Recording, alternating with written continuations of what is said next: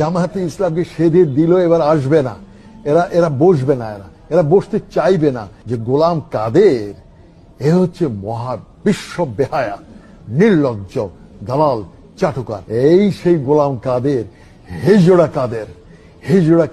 2026-এ যে নির্বাচনের কথা আপনি বলছেন, এটা আসন বন্টনের নির্বাচন, যেটাকে আপনি অন্যভাবে বলতে পারেন নির্বাচন নয়, প্রহসন। আসন ভাগাভাগি অলরেডি ফাইনালাইজের পর্যায়ে চলে গেছে, চূড়ান্তের পর্যায়ে। জামায়াতে ইসলামকে 80 আসন অলরেডি দেওয়ার জন্য হাতে পায়ে ধরে বসে আছে।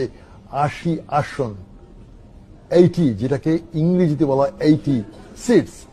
আর চিলড্রেন পার্টি, যেটা ন্যাশনাল চিলড্রেন পার্টি, তাদেরকে 8টা সিট এখনো পর্যন্ত কনফার্ম করে রেখেছে।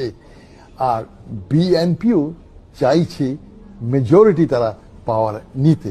তবে আবার বলে রাখছি, যিনি ক্ষমতায় আসুন, জামায়াতে ইসলাম তারা হবে ওয়াচ ডগ। এই ওয়াচ ডগ বলতে অনেকে হয়তো বুঝবে না যে ক্ষমতার পেছনে যে মুগুর যে হাতে থাকা, এই মুগুরধারী হবে জামায়াতে ইসলাম। সুতরাং যারা আসবে 2026-এ, এটা একটা মিক্সড কাইন্ড অফ, একটা মিক্সড একটা কিছু আসবে। আর আমি আগেও বলেছিলাম জামায়াতে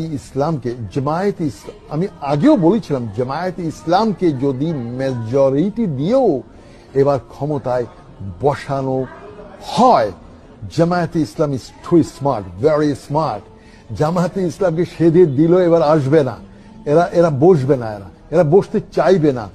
বাট 2028-এ জামাতকে পায়ে ধরে সেধেই তাকে দিতে হবে।